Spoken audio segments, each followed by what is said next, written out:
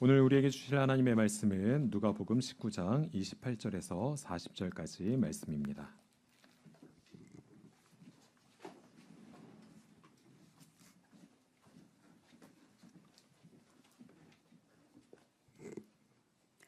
예수께서 이 말씀을 마치시고 앞장서서 걸으시며 예루살렘으로 올라가고 계셨다.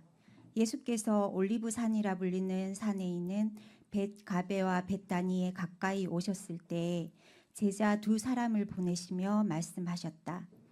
맞은 쪽 마을로 가거라. 거기에 들어가서 보면 아직 아무도 타 본 적이 없는 나귀 새끼 한 마리가 매여 있을 것이다. 그것을 풀어서 끌고 오너라. 혹시 누가 너에게 왜 푸느냐고 묻거든 주님께서 그것을 필요로 하십니다 하고 말하여라. 보내심을 받은 사람이 가서 보니 예수께서 그들에게 말씀하신 그대로였다. 그들이 새끼 나귀를 푸는데 그 주인들이 그들에게 말하였다. 그 새끼 나귀는 왜 푸는 거요? 그들이 대답하였다. 주님께서 그것을 필요로 하십니다. 그리고 그들이 그 새끼 나귀를 예수께로 끌고 와서 자기들의 옷을 나귀 등에 걸쳐 얹고서 예수를 올라타시게 하였다. 예수께서 나아가시는데 제자들이 자기 옷을 길에 깔았다. 예수께서 어느덧 올리브산의 내리막길에 이르셨을 때 제자의 온 무리가 기뻐하며 자기들이 본 모든 기적을 두고 큰 소리로 하나님을 찬양하면서 말하였다.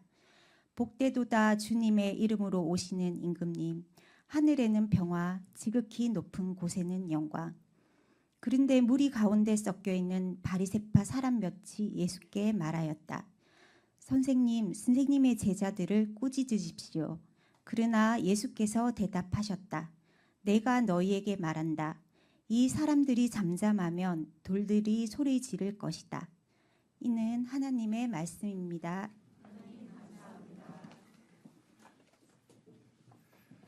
찬양 감사합니다. 제가 이 찬양 좋아해가지고 한때 유튜브에 나와 있는 이 찬양을 부른 모든 것들을 다 찾아가지고 들은 적이 있었습니다. 근데 한번 그러고 나니까 계속 연관으로 교회 특송 이런 것만 유튜브에 뜨곤 했었습니다.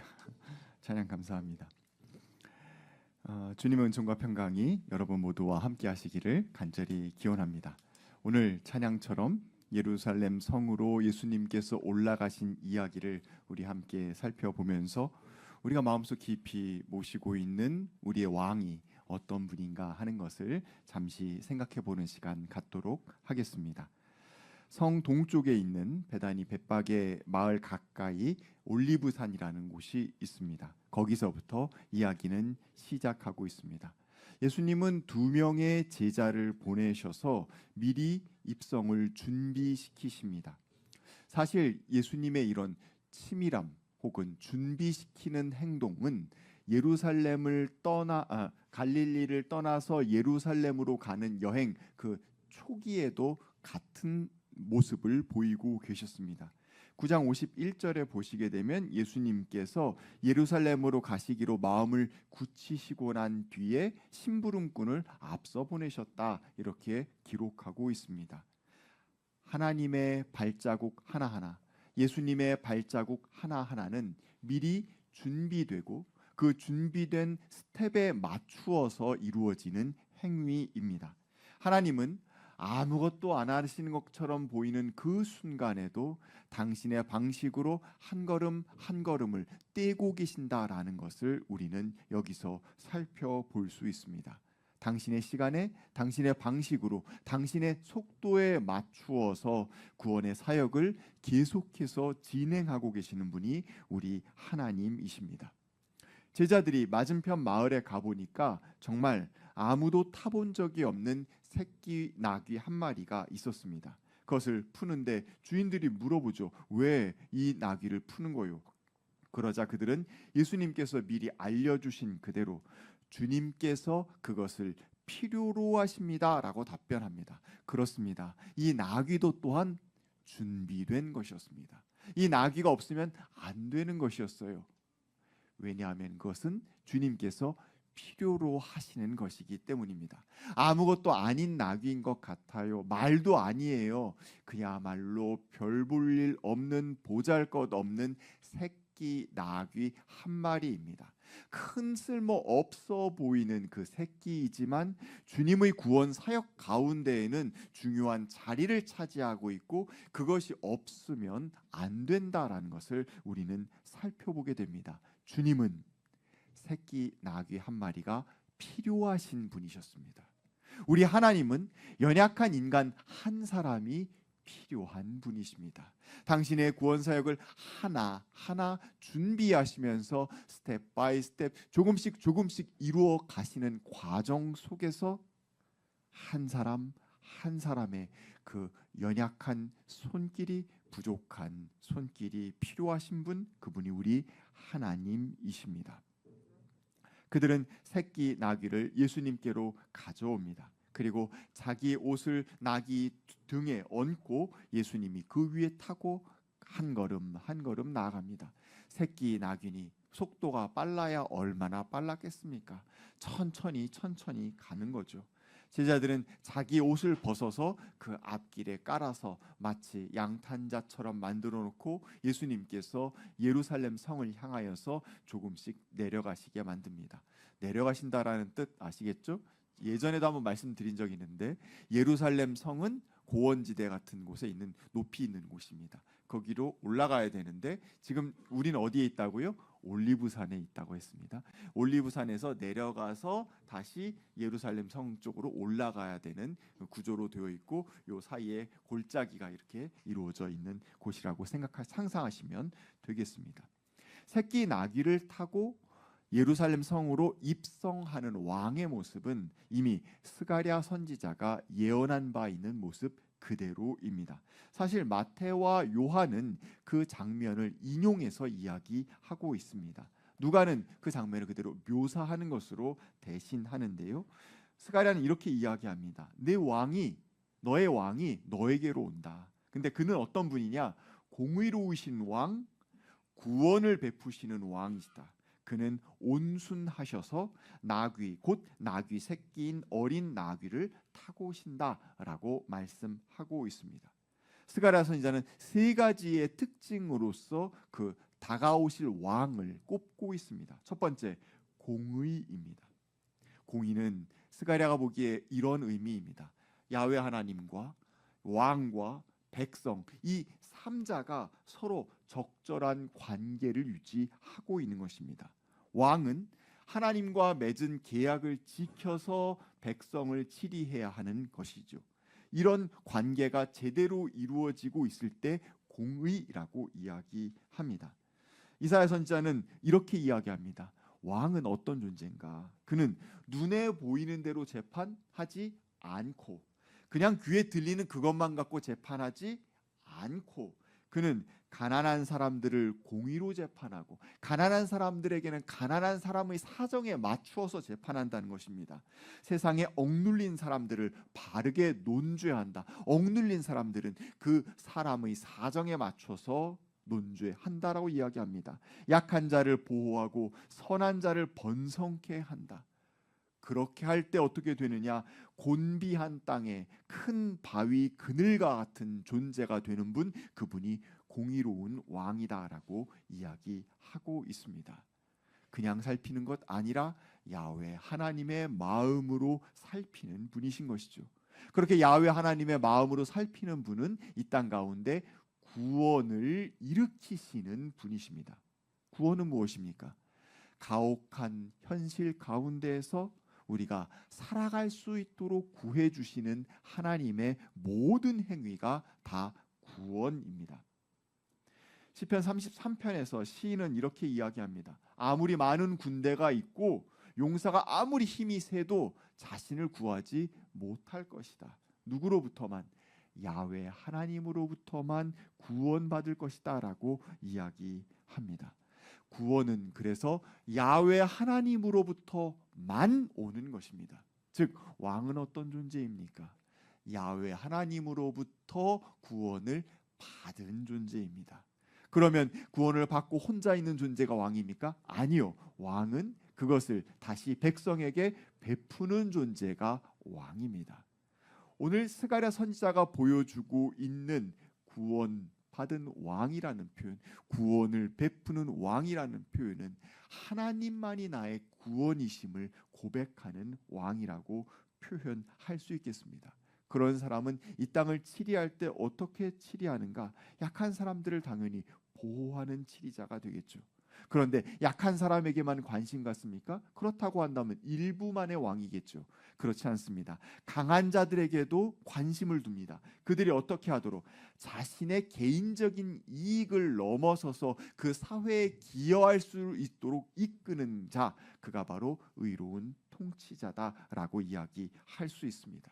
세심한 통치자는 특정 집단의 패거리 주의로부터 사람들을 지키는 존재입니다. 만몬주의의 학정으로부터 사람들을 보호하는 존재입니다. 바로 그러한 자가 바로 어떤 사람입니까? 구원받은 존재요, 구원을 베푸는 존재다라고 이야기할 수 있습니다. 구원은 굉장히 구체적인 겁니다. 우리 삶에 닥친 아픔과 어려움으로부터 건져 올라가는 것을 우리는 구원이라고 이야기하기 때문입니다. 이러한 사람은 또 세 번째로 겸손한 존재입니다. 모세는 그가 어떤 사람인가라는 고백을 성경이 기록하고 있는데 민수기 12장에서 가장 겸손한 사람이라고 고백하고 있어요.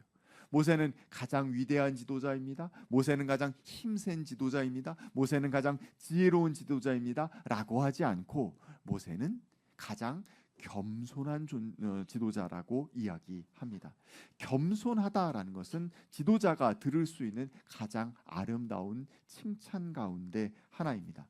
사실 이스라엘의 왕과 왕자들은 늘 나귀를 타고 다녔습니다. 다윗이 압살롬 때문에 예루살렘에서 도망갈 때도 나귀 타고 갔어요. 압살롬이 또 나아갈 때도 나귀 타고 갔습니다. 나귀를 탄다라는 것은 이스라엘의 통치자의 상징입니다. 말이 없어서 그랬을까요? 아닙니다. 말이 있었죠. 군마가 있었습니다. 솔로몬의 군마가 얼마나 많았는지 성경은 기록하고 있습니다. 군마 기지들도 다 성이 따로따로 되어 있었습니다. 그런데 왕은 그래도 나귀를 타고 다녀야 됐었습니다. 나귀를 탄다라는 것은 내가 왕으로서 나의 직무를 감당함에 있어서 나의 힘으로 하지 않고 여호와 하나님만을 의존한다라는 것을 상징해서 드러내는 것입니다. 내가 힘이 세다고, 내가 기술이 좋다고, 내가 좋은 말을 가지고 있다고, 내가 좋은 전차를 가지고 있다고 승리하는 것이 아니라 하나님께 의지하는 존재다라는 의미를 가지고 있는 것이죠. 그래서 나귀를 타고 다니는 왕은 겸손한 왕입니다. 하나님께 의존하는 왕이죠. 하나님께 의존하는 왕, 가장 진실되게 그리하신 분 바로 우리 예수님이십니다. 스가랴는 9장 9절에서 이러한 나귀를 타고 가는 왕의 모습을 그려 보여주면서 방금 말씀드린 것처럼 세 가지를 보여주고 있습니다. 그는 어떠한 존재였습니까? 겸손한 존재였고, 그는 구원받은 존재였고, 그는 공의로 통치하는 존재였습니다. 9절에서 그 이야기를 들려주고 난 다음에 10절에서 그런 왕이 출현하게 되면 세상이 어떻게 바뀌는가를 드러내 보여줍니다. 10절에서 이렇게 이야기하고 있습니다. 그 왕은 이방 민족들에게 평화를 선포할 것이다. 근데 어떤 식으로 평화를 선포하는가? 내가 에브라임에서 병거를 없애고 예루살렘에서 군마를 없애며 전쟁할 때 쓰는 활도 꺾으려 한다라고 이야기하고 있습니다. 인간이 의지할 수 있는 모든 전쟁의 도구들을 다 없애고 아무것도 없는 가운데 나귀나 타고 다니면서 결국 주변 모든 사람들과 평화롭게 지내는 존재, 그 평화를 끌어오는 존재, 그가 바로 왕이라고 표현하고 있는 것이죠. 그때가 되면 이렇게 된다라고 이야기합니다. 스가랴는 이렇게 이야기합니다. 내가 돌에 이 땅의 죄를 하루 만에 없애겠다는 글을 새기고 그날이 오게 되면 서로 자기 포도나무와 무화과 나무 아래로 이웃을 초대할 것이다 라고 이야기하고 있습니다.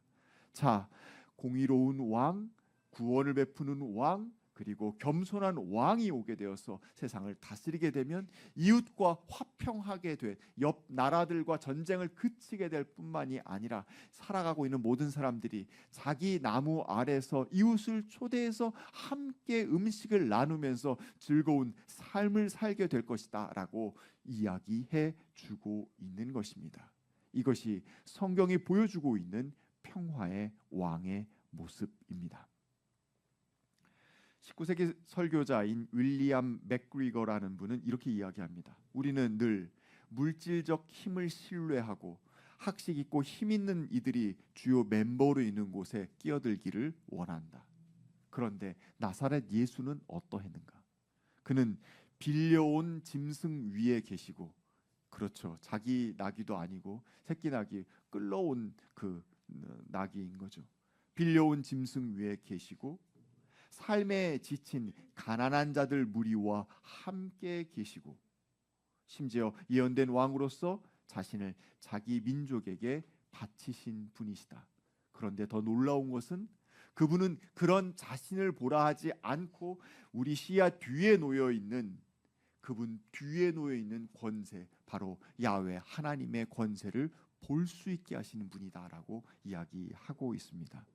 평화의 왕, 겸손한 왕은 자신의 통치를 통해서 사람들에게 평화를 끼칠 뿐만이 아니라 정말 자기를 보게 하는 것, 자기 인기를 구가하기 위한 것이 아니라 내 뒤에 나와 함께 하시는 여호와 하나님을 보게 하시는 분입니다. 예수님은 올리브산의 내리막길에 이르렀습니다. 제자들은 기뻐하면서 큰 소리로 하나님을 찬양하며 노래합니다. 복되시다 주님의 이름으로 오시는 임금님, 하늘에는 평화, 지극히 높은 곳에는 영광. 사실 이 이야기는 누가만 드러내고 있는 이야기입니다. 네 복음서 모두 다 예루살렘으로 들어가시는 예수님의 그림을 그려 보여주고 있습니다. 그런데 각각 강조하고 있는 지점이 조금씩 차이가 나고 있습니다. 명절이라서 성에 와 있었던, 유월절 절기를 지키기 위해서 성에 와 있었던 군중들을 중심으로 이야기하고 있는 마태도 있고요. 또 나사로를 살려내신 소문을 듣고 그 다시 살려내는 그 기적을 추구하면서 몰려든 군중에 대한 이야기를 중심에 두고 있는 요한도 있습니다. 그런데 그런 이야기가 마가에는 없어요. 누구만 있습니까? 제자들만 있습니다. 누가는 의도적으로 이 이야기를 매우 소박하게 만들고 있습니다. 적은 수의 무리들이, 제자라고 하는 적은 수의 무리들이 예수님과 함께 예루살렘 성으로 가고 있는 겁니다. 소박한 행진입니다. 물론 그곳 가운데 기쁨이 있고 그곳 가운데 환호가 있지만 그곳 가운데 몰려든 사람들의 정신없는 그런 모습들이라든가 정치적인 의도라든가 이런 것들은 하나도 담겨 있지 않습니다. 그리고 그들은 호산나라고 노래하지 않습니다. 호산나라는 노래가 그 당시 없었다는 뜻이 아닙니다. 그 뜻이 아니라 누가가 강조하고 있는 것을 우리가 함께 보자는 뜻입니다. 그는 주님의 이름으로 오시는 임금님이라고 하면서 하늘에는 평화, 지극히 높은 곳에는 영광이라는 노래를 이곳에서 우리에게 들려주고 있는 것입니다. 이거는 2장에서 들렸던 찬양과 같은 찬양입니다. 더 빛이 높은 곳에서는 하나님께 영광이요, 땅에서는 주님께서 좋아하시는 사람들에게 평화로다라고 했던 그 찬양이 그대로 반복되어서 나오고 있는 것을 우리는 살펴보게 됩니다. 중요한 것은, 누가가 보기에 중요한 것은 겸비하게 새끼 나귀를 타고 예루살렘으로 올라가는 왕은 평화를 이루기 위해 오셨다는 바로 그 점입니다. 마커스 보그와 크로산이 공저한 마지막 일주일이라는 책이 있습니다. 그 책에 예수님께서 예루살렘에서 지내셨던 마지막 일주일의 이야기를 네 복음서를 정리해서 우리에게 그림 그려서 보여주는 책인데요. 이 두 저자가 우리에게 한 이야기를 들려줍니다. 동쪽에는 우리가 지금 보고 있는 그 행진이 있습니다. 한 평민의 행진입니다. 저 나사렛 땅, 도대체 어딘지도 알지도 못하는 그 땅에서 정말 대도시 예루살렘으로 온 한 평민이 나귀도 없어가지고 새끼 나귀 빌려가지고 타고선 올라가는 그 이야기입니다. 평범한 옷을 입고 있습니다. 평범하다 못해서 평균 이하의 옷일 수도 있겠죠. 그 행렬은 너무나도 소박합니다. 하지만 구약 선지자 스가랴의 모습에 딱 들어맞는 모습으로 행진해서 올라가고 있습니다. 하나님께서 세우신 계획, 그 예언의 말씀에 딱 들어맞게 올라가고 있습니다. 새로운 왕은 어떤 왕입니까? 전쟁의 무기를 없애기 바라는 왕이고, 이웃 나라들과 이제 화평하기를 원하는 왕이고, 백성을 섬기는 왕입니다. 동쪽에서 그 행진이 하나 있다라고 한다면 대비되는 행진이 서쪽에서 또 하나 이루어지고 있습니다. 지금 시즌은 어떤 때냐면 6월절 절기입니다. 이스라엘 전역으로부터, 저 먼 땅 디아스포라서부터도 많은 사람들이 예루살렘에 몰려듭니다. 이곳에서 6월절 제사를 드리기 위해서였죠. 양을 얼마나 많이 잡았는가? 양을 잡은 피가 흘러서 예루살렘에서 피 물결이 무릎까지 오른다라고 할 정도로 어마어마한 양을 잡고 제사를 드리는 바로 그런 시즌입니다. 수많은 사람들이 모여 있었기 때문에 그들 사이에서 반란이 일어날 수 있었습니다. 실제로 일어난 적도 있었고요. 그래서 로마 제국은 이들을 치리하기 위해서 이 축제가 벌어지는 곳에 의도적으로 로마 군대가 완전히 군장을 갖춘 군대가 군마와 전차와 함께 행진해서 들어가는 것을 의도적으로 보여주었습니다. 너희들이 또 반란을 일으키게 되면 이 군마와 전차에 밟히게 될 것이다 라는 것을 보여주기 위함이죠. 그때도 마찬가지였습니다. 빌라도가 말과 전차, 번쩍이는 갑옷, 그 제국의 권력을 입고 행진에 들어 올라오고 있었습니다. 서쪽에서 말입니다. 축제 기간에 아무 일 없이 지내도록 그들의 평화를 위해서, 팍스 로마나를 위해서 군대가 들어오고 있었던 것입니다. 우리 앞에 두 행렬이 있음을 우리는 발견하게 됩니다. 동쪽에서 올라오고 있는 행렬은 너무나도 평범하다 못해, 소박하다 못해 너무나도 작아 보이는 새끼 나귀를 탄 예수와 그의 제자들의 행진입니다.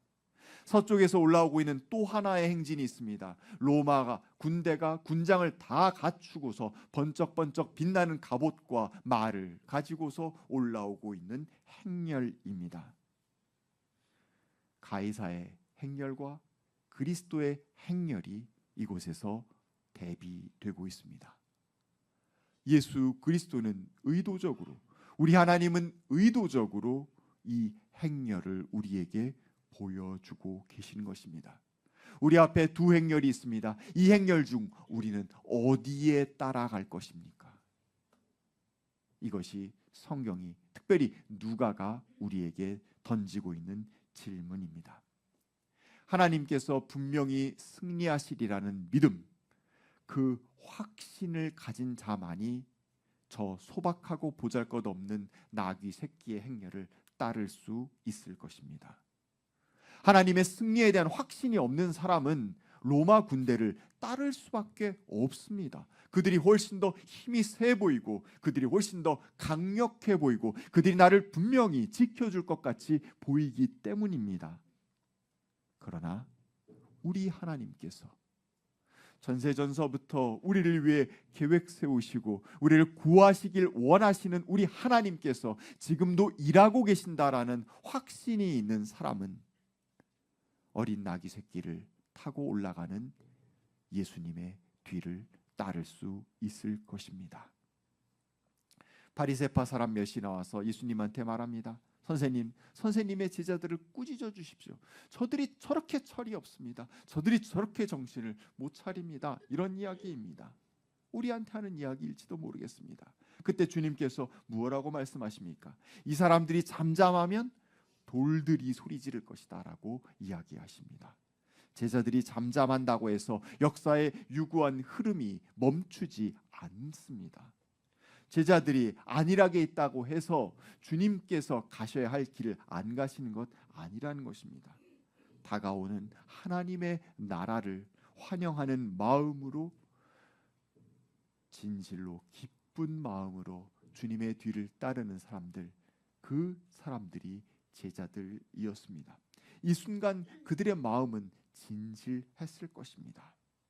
하나님 나라를 완성하는 그 섭리는 우리가 상상치 못한 작은 길 가운데 다가오고 있습니다.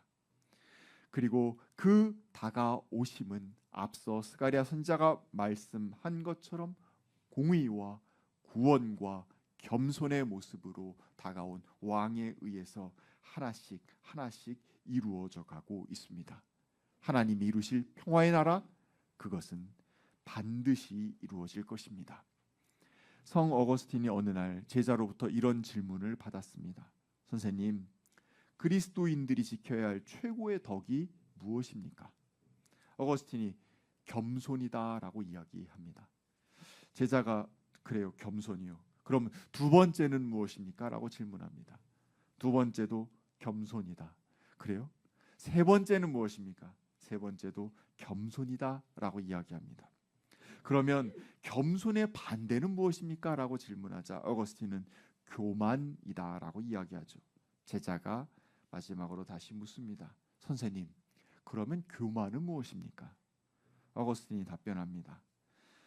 나 자신은 지극히 겸손하다고 생각하는 것, 그게 교만이다.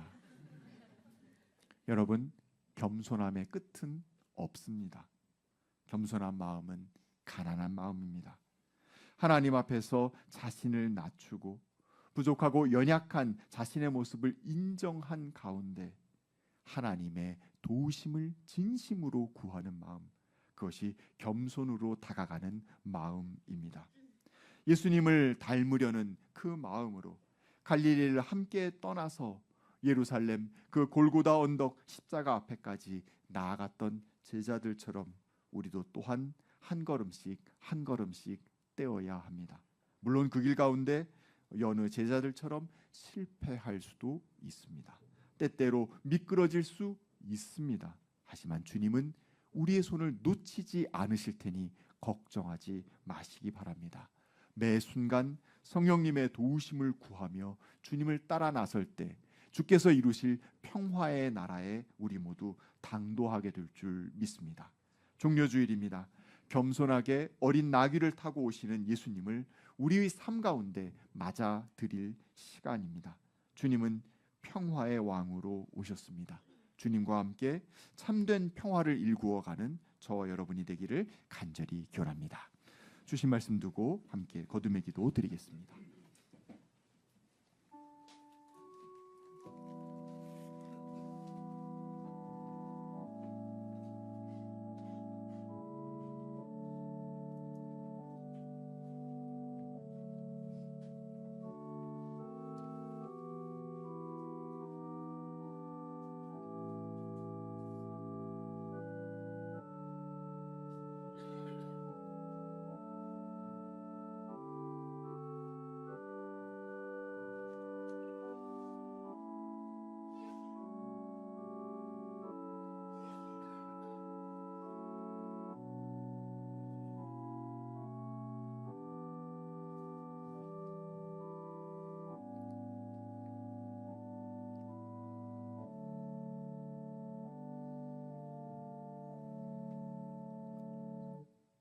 우리 삶의 평화의 왕으로 오신 주님 두 팔 벌려 환영합니다. 주님께서 우리 삶에, 우리 공동체의 삶에, 이 나라의 평화의 왕으로 오시기를 간절히 고대했습니다. 주님, 마침내 그날이 왔음을 믿고 주님의 뒤를 따라 나섭니다. 겸비한 왕, 평화의 왕, 우리 주 예수 그리스도를 따라 나서는 아름다운 발걸음 들 수 있도록 복 내려 주시옵소서. 예수님의 이름으로 기도하였습니다. 아멘.